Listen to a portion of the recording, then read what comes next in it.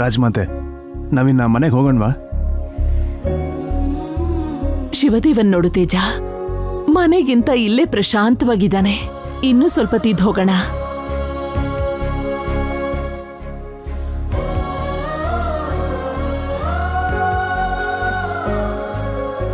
ಪೃಥ್ವಿ, ಯಾರಿಗೆ ಎಷ್ಟು ಕೊಡ್ಬೇಕೋ ಮಾತಾಡಿ ಎಲ್ರಿಗೂ ಸೆಟಲ್ ಮಾಡಿ ಕಳಿಸ್ಕೊಡು.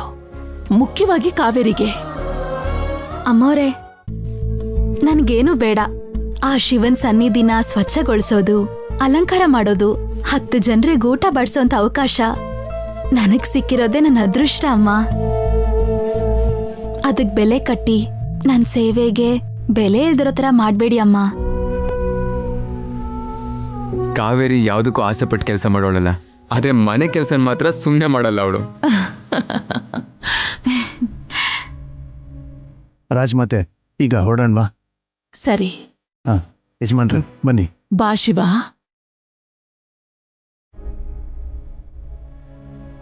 ಬನ್ನಿ.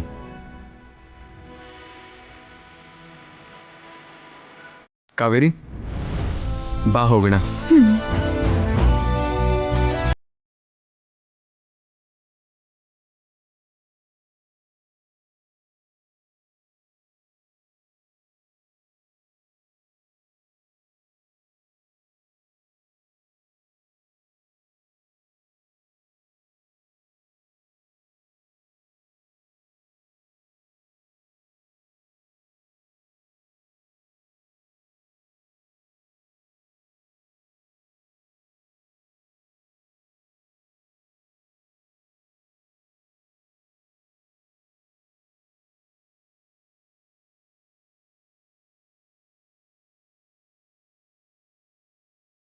ಅಮ್ಮ, ಮಾತಾಡ್ತಾ ಮಾತಾಡ್ತಾ ರಾಜಮಾತೆಗೆ ನಿನ್ನ ಪರಿಚಯ ಮಾಡೋದೇ ಮರ್ತೋಗ್ಬಿಟ್ಟೆ. ಇನ್ನೊಂದ್ಸಲ ಭೇಟಿಯಾದಾಗ ಪರಿಚಯ ಮಾಡಿಸ್ತೀನಿ. ಕಾವೇರಿ,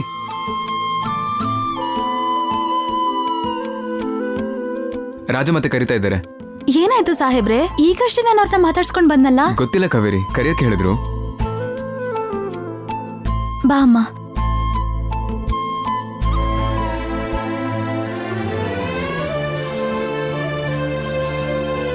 ಮಯೂರಿ, ನೀನ್ ಹೋಗಿ ವಸ್ತ್ರಗಳನ್ನ ತಗೊಂಡ್ ಬಾ.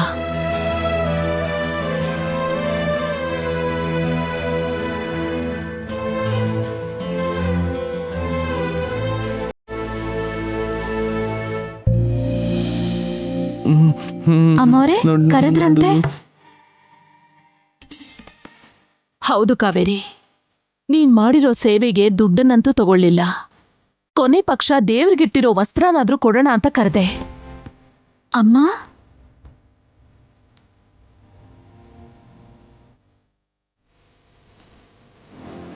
ಇದು ನಾನ್ ಕೊಡ್ತಿರೋದಲ್ಲ, ಆ ತಾಯಿನೇ ನೀನು ಕೊಡ್ತಿರೋದು. ಬೇಡ ಅನ್ಬಾರ್ದು.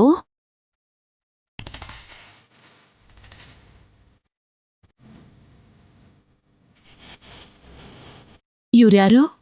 ನಿಮ್ ತಾಯಿನಾ? ಹೌದು ರಾಜಮಾತೆ, ಇವರೇ ನಮ್ಮಮ್ಮ. ಅಯ್ಯೋ ಅಮ್ಮ, ನೀವ್ಯಾಕೆ ನನಗೆ ನಮಸ್ಕಾರ ಮಾಡ್ತಿದ್ದೀರಾ? ಒಳ್ಳೆ ಮಗಳನ್ನ ಹೆತ್ತಿದ್ಯಮ್ಮ. ಇವಳೇನಾದ್ರೂ ಅರಮನೆಯಲ್ಲಿ ಹುಟ್ಟಿದಿದ್ರೆ ರಾಜ್ಯವನ್ನ ಆಳೋ ಮಹಾರಾಣಿ ಆಗ್ತಿದ್ಲು. ಅಯ್ಯೋ, ಸಿಕ್ಕಾಕೊಂಡ್ಬಿಡ್ತಾಳ.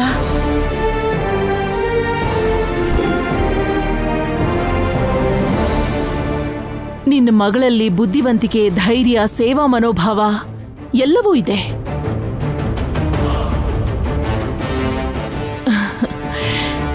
ಇಂಥ ಮಗಳನ್ನ ಹೆತ್ತಿರೋ ನಿನಗೆ ನಮಸ್ಕಾರ ಮಾಡೋದ್ ಬಿಟ್ಟು ಮತ್ತಿನ್ನೇನ್ ಮಾಡ್ಲಮ್ಮ?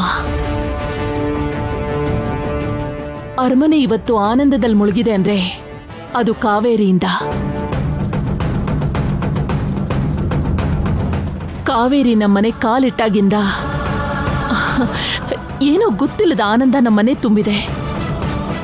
ಅದಕ್ಕೆ ಕಾವೇರಿನ ಬರಿಗೈಯಲ್ಲಿ ಕಳ್ಸಕ್ಕೆ ನನಗಿಷ್ಟ ಇಲ್ಲ.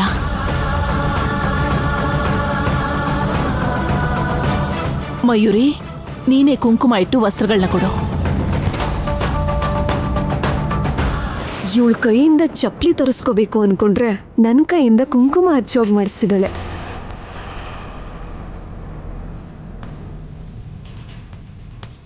ಆ ಥರ ಮಾಡಬಾರ್ದು, ಸರಿನಾ?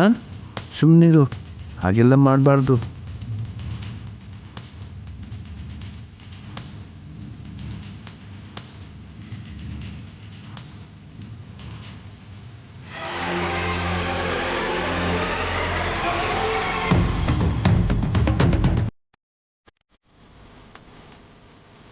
ಕಾವೇರಿ ಅವ್ರ ಅಮ್ಮನಿಗೂ ಕುಂಕುಮ ಇಡಮ್ಮ ಮಯೂರಿ. ಅಯ್ಯೋ ಅಮ್ಮ ಅವರೇ, ಬೇಡಮ್ಮ, ನನಗೆ ಕುಂಕುಮ ಹಚ್ಕೊಳ್ಳೋ ಅದೃಷ್ಟ ಇಲ್ಲ.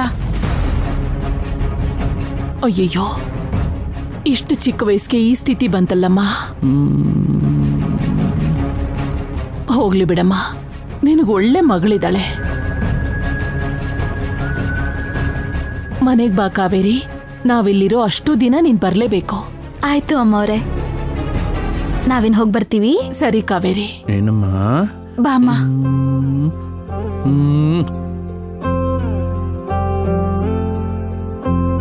ರಾಜಮಾತೆ, ಇಲ್ಲಿರೋ ಎಲ್ಲ ಕೆಲಸನೂ ಪೂರ್ತಿ ಮಾಡಿ ಆಮೇಲೆ ಬರ್ತೀನಿ, ನೀವು ಹೋಗಿರಿ. ಸರಿ ಶಿವ, ಬಾ ಹೋಗೋಣ.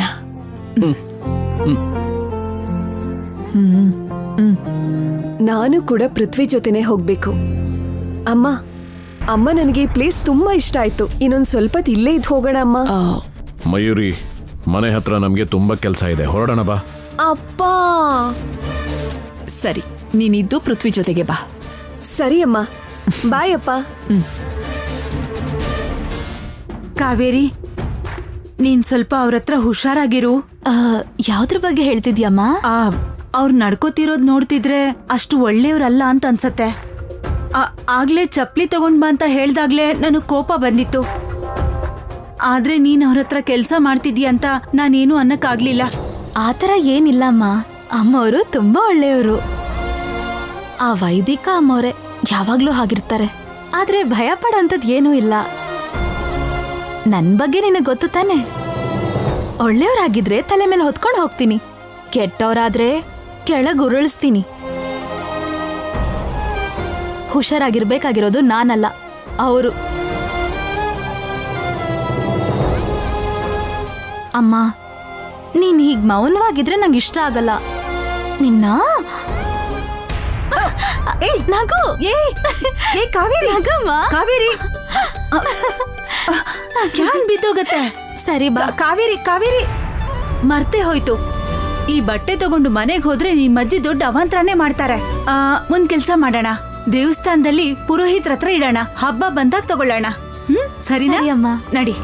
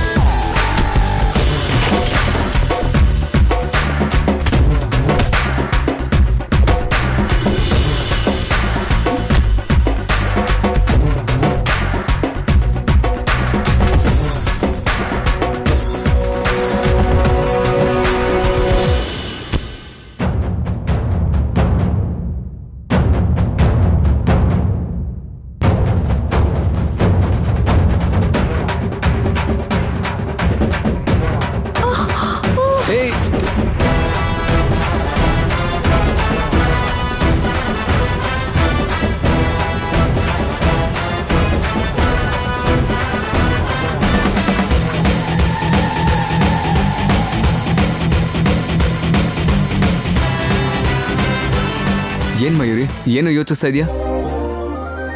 ಏನಿಲ್ಲ. ಸರಿ ಬಾ.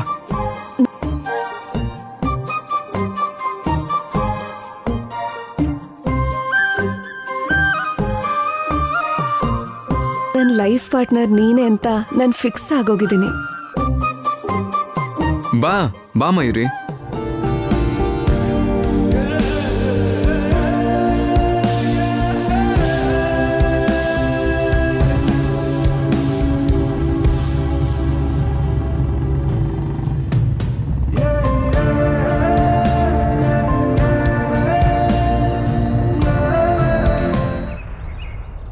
ಇಲ್ದೇ ಇರೋ ಕಲ್ಯಾಣಿಗೋಸ್ಕರ ಈ ಪೂಜೆಗಳು ಮಾಡೋದೇನು? ಆ ಕಾವೇರಿಯಿಂದ ಅವಮಾನ ಮಾಡಿಸ್ಕೊಳ್ಳೋದೇನು? ಆ ಪೃಥ್ವಿ 1 ವಾರದಲ್ಲೇ ಕಲ್ಯಾಣಿನ ಕರ್ಕೊಂಡ್ ಬರ್ತೀನಿ ಅಂತ ಪ್ರಮಾಣ ಮಾಡೋದೇನು? ಇವಾಗ ಪೃಥ್ವಿ ಹೇಳ್ದಾಗೆ 1 ವಾರದವರೆಗೂ ನಾವ್ ಇಲ್ಲೇ ಇರ್ಬೇಕಾಗತ್ತೆ. ನನ್ ಕೈಲಂತೂ ಆಗಲ್ಲ. ನಾನ್ ಈಗ್ಲೇ ಬೆಂಗಳೂರಿಗೆ ಹೊರಡ್ಬೇಕು. ವೈದಿಕ, ಕೆಲವೊಂದನ್ನ ಪಡ್ಕೋಬೇಕು ಅಂದ್ರೆ ಕೆಲವೊಂದನ್ನ ಕಳ್ಕೋಬೇಕು. ನಮಗೆ ರಾಜಮಹಲ್ ಬೇಕು ಅಂದ್ರೆ ರಾಜಮುದ್ರೆ ಇರೋ ಕೈ ಬೇಕು. ಅದು ಬೇಕು ಅಂದ್ರೆ ನಾವು ಕಾಯ್ದೆ, ಬೇರೆ ವಿಧಿ ಇಲ್ಲ. ಆ ಪೃಥ್ವಿ ಹೇಳಿದ್ದು 7 ದಿನ ಅಲ್ವಾ? ಅದರಲ್ಲೂ ಒಂದಿನ ಈಗಾಗಲೇ ಕಳೆದೋದಂಗೆ. ಇನ್ನೂ 6 ದಿನ ತಾಳ್ಮೆಯಿಂದ ಕಾಯೋಣ. ಅದ್ರ ಜೊತೆಗೆ ಆ ಕಾವೇರಿ ಮೇಲೆ ಸೇಡು ಕೂಡ ತೀರಿಸ್ಕೋಬಹುದು. ಹೌದು, ನೀನ್ ಹೇಳ್ತಾ ಇರೋದು ಕರೆಕ್ಟೇ. ಏನ್ರಿ, ನಮ್ ಪೃಥ್ವಿ ಮಯೂರಿ ಜೋಡಿ ನೋಡೋದಿಕ್ಕೆ ತುಂಬಾ ಚೆನ್ನಾಗಿದೆ. ಇವತ್ತು ದೇವಸ್ಥಾನದಲ್ಲೇ ನೋಡಿದ್ರಲ್ಲ, ಮಯೂರಿ ಕೂಡ ನಮ್ ಪೃಥ್ವಿನ ಇಷ್ಟಪಡ್ತಿದ್ದಾಳೆ ಅನ್ಸುತ್ತೆ. ಅವರಿಬ್ರಿಗೂ ಮದ್ವೆ ಮಾಡ್ಸಿದ್ರೆ ಚೆನ್ನಾಗಿರುತ್ತೆ ಅಲ್ವೇನ್ರಿ? ಇಷ್ಟು ಬೇಗ ಅವನ ಮದುವೆ ಬಗ್ಗೆ ಯಾಕೆ ಚಿಂತೆ ಲಕ್ಷ್ಮಿ? ಅದ್ ಹಾಗಲ್ಲ ರೀ. ಅವನು ಈ ಮನೆಗೋಸ್ಕರ, ರಾಜಮಾತೆಗೋಸ್ಕರ ತನ್ನ ಜೀವನಾನ ತ್ಯಾಗ ಮಾಡ್ತಿದ್ದಾನೆ ಅಂತ ಅನ್ನಿಸ್ತಿದೆ. ಕಲ್ಯಾಣಿನ ಕರ್ಕೊಂಡ್ ಬರ್ತೀನಿ ಅಂತ ಮಾತು ಕೊಟ್ಟಿದ್ದಾನೆ. ಈಗ ಕಲ್ಯಾಣಿಗೋಸ್ಕರ ಹೋಗ್ತಾ ಇದ್ದಾನೆ. ಇನ್ನು ಎಷ್ಟು ದಿನ ಅಂತ ಇದೆಲ್ಲ? ಅವನಿಗೆ ಮದ್ವೆ ಆದ್ರೆ ಅವನು ಕೂಡ ಮನೆ ಹೆಂಡ್ತಿಂತ ಇರ್ತಾನಲ್ವಾ?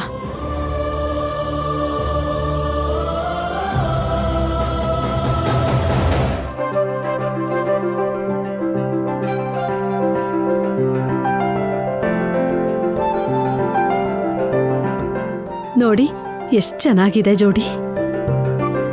ಹೇಗೂ ರಾಜಮಹಲ್ಗೆ ಫಾರಸ್ದಾರರೇ ಇಲ್ಲ. ಇರೋದು ಅಂದ್ರೆ ಮಯೂರಿ ಒಬ್ಳೆ. ಮಯೂರಿನ ಮದ್ವೆ ಮಾಡ್ಕೊಂಡ್ರೆ ನಮ್ ಮಗ ರಾಜಮಹಲ್ಗೆ ರಾಜ ಆಗೋದನ್ನ ಯಾರೂ ತಪ್ಸಕ್ಕ ಆಗೋದೇ ಇಲ್ಲ.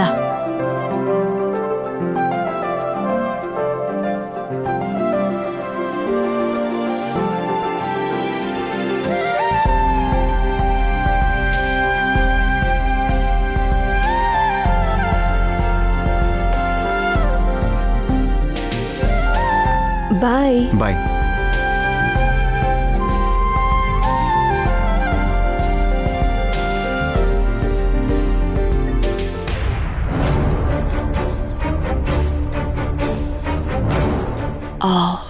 ಪೃಥ್ವಿ ಕಲ್ಯಾಣಿಗೋಸ್ಕರ ಮಾಡ್ತಾ ಇರೋ ಪ್ರಯತ್ನಗಳನ್ನ ನಿಲ್ಲಿಸ್ಬೇಕು ಅಂದ್ರೆ ನಾವು ಮಯೂರಿನ ಪೃಥ್ವಿ ಕೊಟ್ಟು ಮದ್ವೆ ಮಾಡೋದು ಒಳ್ಳೇದು ಅನ್ಸುತ್ತೆ. ಏನಂತೀಯ?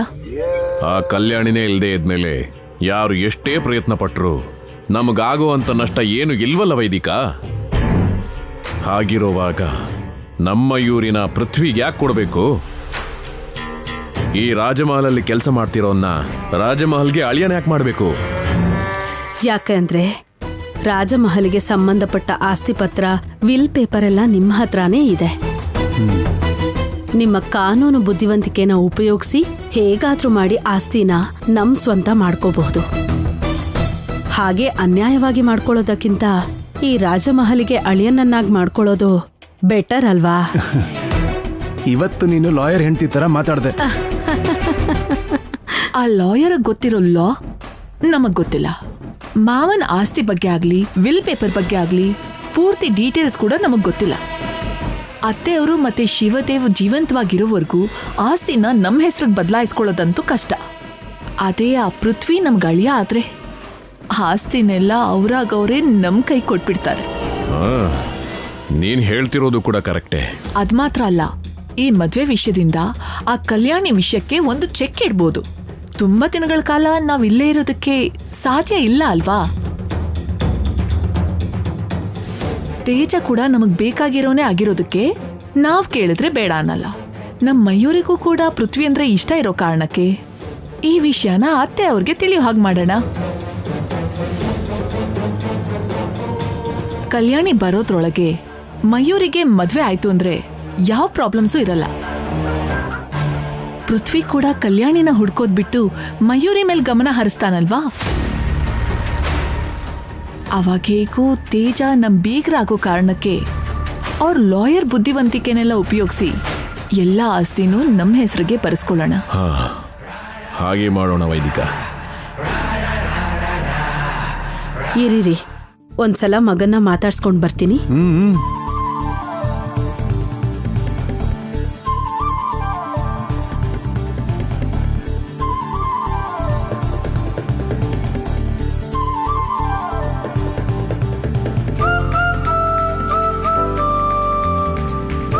ಪೃಥ್ವಿ, ಅಮ್ಮ. ಕಲ್ಯಾಣಿ ಬಗ್ಗೆ ಯೋಚನೆ ಮಾಡ್ತಿದ್ಯಾ? ಹೌದಮ್ಮ, ಕಲ್ಯಾಣಿನ ಒಂದು ವಾರದಲ್ಲಿ ಕರ್ಕೊಂಡು ಬರಬೇಕು. ಆಗಲೇ ಒಂದಿನ ಆಗೋಗಿದೆ. ಎಲ್ಲಿದ್ದಾಳೋ ಏನೋ.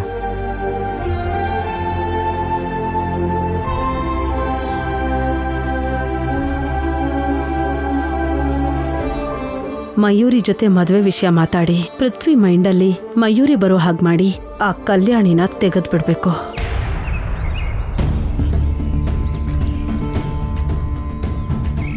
ಇವಳೊಬ್ಳು ಎಲ್ಲೋಗಿದ್ದಾಳೋ, ಎಲ್ಲಿ ಹೋದ್ರೂ ಅಲ್ಲೇ ಇದ್ಬಿಡ್ತಾಳೆ. ಊರೆಲ್ಲ ಸುತ್ಕೊಂಬರದೇ ಕೆಲಸ ಇವಳ್ದು. ಏಯ್ ಬಾರೆ ಬೇಗ. ಏನ್ರೇ, ನೀವಿಬ್ರು ತಿಂದ್ರೆ ಸಾಕಾ? ನಾನ್ ತಿನ್ನೋದ್ ಬೇಡ್ವಾ? ಬೆಳಿಗ್ಗೆಯಿಂದ ಏನು ತಿಂದೆ, ಹೊಟ್ಟೆ ಹಸ್ಕೊಂಡಿದ್ದೀನಿ. ಬೇಕು ಅಂತಾನೆ ಹೀಗ್ ಮಾಡಿದ್ದೀರಾ ಇಬ್ರು. ಬೇಕು ಅಂತ ನಾವ್ಯಾಕ್ ಮಾಡ್ತೀವಿ ಅಜ್ಜಮ್ಮ? ನಾವು ತಗೊಂಡ್ ಬಂದಿದ್ದು ಹೋಟೆಲಿಂದ ಅಲ್ವಲ್ಲ, ಸರಿಯಾದ ಸಮಯಕ್ಕೆ ತಗೊಂಡ್ ಬರಕ್ಕೆ. ದೇವಸ್ಥಾನದಲ್ಲಿ ನಡೆದ ಅನ್ನದಾನದಿಂದ. ಅಲ್ಲಿ ಪೂಜೆ ಆಗ್ಬೇಕು, ಅನ್ನದಾನ ನಡಿಬೇಕು, ಅಲ್ಲಿ ಬಂದಿರೋ ಎಲ್ಲಾ ಭಕ್ತರು ತಿನ್ಬೇಕು, ಆಮೇಲೆ ಮಿಕ್ಕಿದ್ದನ್ನ ತಗೊಂಡ್ ಬರ್ಬೇಕು. ಆಗಿಷ್ಟೊತ್ತಾಗೆ ಆಗತ್ತೆ. ಅಲ್ಲ, ನಿಮ್ಗೆ ಅಷ್ಟು ಹಸ್ವಾಗಿದ್ದಿದ್ರೆ ನಮ್ಮ ಅಮ್ಮನ ಜೊತೆ ನೀವು ಕೂಡ ಬರ್ಬೋದಾಗಿತ್ತಲ್ವಾ? ಅಂದ್ರೆ ಏನ್ ನಿನ್ ಮಾತಿನ ಅರ್ಥ? ಎಲ್ರು ತಿಂದು ಉಳಿದಿದ್ನ ನನಗ್ ತಂಗ್ ಕೊಡ್ತಾ ಇದ್ದೀರಾ? ಭಿಕ್ಷೆ ಬೇಡವಳ ತರ ಕಾಣಿಸ್ತೀನ ನಿಮ್ ಕಣ್ಣಿಗೆ? ಹಾಗಂತ ಕಾವೇರಿ ಹೇಳಿಲ್ಲ ಅತ್ತೆ. ಹಾ, ಅವಳಾಗಿ ಹೇಳಿಲ್ಲ. ಆ ಮಾತಿನ ಅರ್ಥ ಹಾಗೇ ಇದೆ. ಅಯ್ಯೋ, ಚಿಕ್ಕ ಹುಡುಗಿ ಏನೋ ಗೊತ್ತಿದ್ದೋ ಗೊತ್ತಿಲ್ದೇನೋ ಹಾಗೆ ಮಾತಾಡಿದಾಳೆ. ನೀವ್ ಬೇಜಾರ್ ಮಾಡ್ಕೋಬೇಡಿ. ನಾನು ಅನ್ಕೊಳಲ್ಲ ಅಂತಾನೆ ಈಗ ಆಡ್ತಿರೋದವಳು. ಇವಳು ನಾಲ್ಗೆಗೆ ಬರೆ ಎಳೆದ್ರೆ ಆವಾಗ ನಾನು ಹೇಳ್ದಂಗೆ ಕೇಳ್ಕೊಂಡಿರ್ತಾಳೆ. ಏನೇ ನೋಡ್ತಿದ್ಯಾ? ಮನೇಲಿ ರಾಶಿ ಕೆಲಸ ಬಿದ್ದಿದೆ, ಹೋಗ್ ನೋಡು.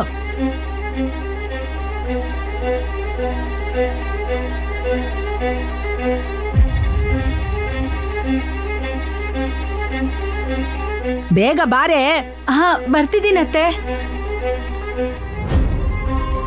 ಕೊಡಿಲಿ, ಅದನ್ನಲ್ಲಿಡು. ಲೋ ಶಂಕರ, ಊಟ ಮಾಡುವಂತೆ ಬಾರೋ.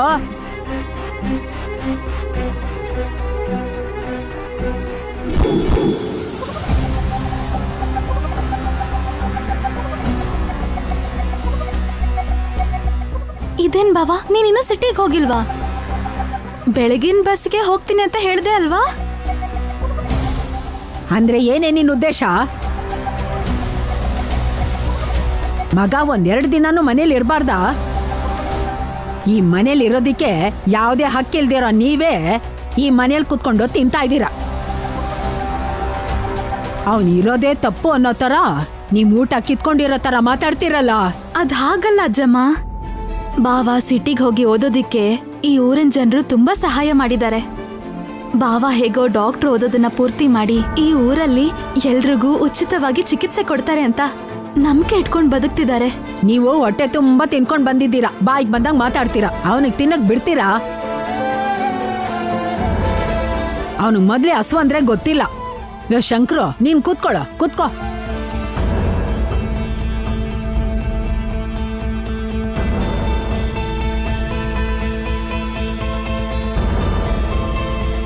ತಿನ್ನಪ್ಪ, ತಿನ್ನು.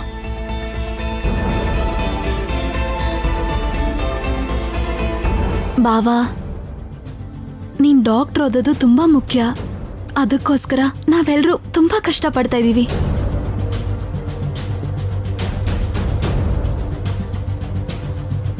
ಆದ್ರೂ ಬೆಳಿಗ್ಗೆನೆ ಹೋಗ್ತೀನಿ ಅಂತಂದೆ.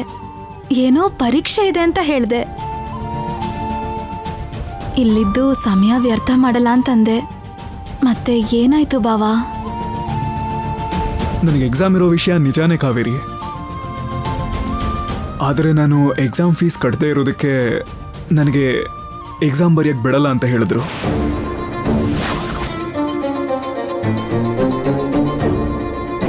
ಹಾಸ್ಟೆಲಲ್ಲಿ ಕೂಡ ಫೀಸ್ ಕಟ್ಟೋದು ಬಾಕಿ ಇದೆ. ಫೀಸ್ ಕಟ್ಟಲಿಲ್ಲ ಅಂದರೆ ಊಟ ಕೊಡಲ್ಲ ಅಲ್ವಾ ಕಾವೇರಿ? ಅದಕ್ಕೆ ಹೋಗಲಿಲ್ಲ. ಇದೇನ್ ಶಂಕು, ಫೀಸ್ ಕಟ್ಬೇಕು ಅಂತ ದುಡ್ಡು ತಗೊಂಡೋಗಿ ಇನ್ನು 2 ತಿಂಗಳು ಆಗಿಲ್ಲ. ಮತ್ತೆ ಫೀಸ್ ಅಂದ್ರೆ ಕಾವೇರಿ ಎಲ್ಲಿಂದ ದುಡ್ಡು ತರ್ತಾಳೆ ಹೇಳು? ಅಬ್ಬೋ 2 ದಿನಕ್ ಮುಂಚೆ ಕಂತೆ ಕಂತೆ ಕಂತೆ ಕಂತೆ ದುಡ್ಡು ತಂದ್ಕೊಟ್ರಲ್ಲ. ಅವನು ಓದ್ತಿರೋದು ಡಾಕ್ಟ್ರು ಕಣೆ, ಮತ್ತಷ್ಟಾದ್ರೂ ಖರ್ಚಾಗ್ದೇ ಇರತ್ತಾ?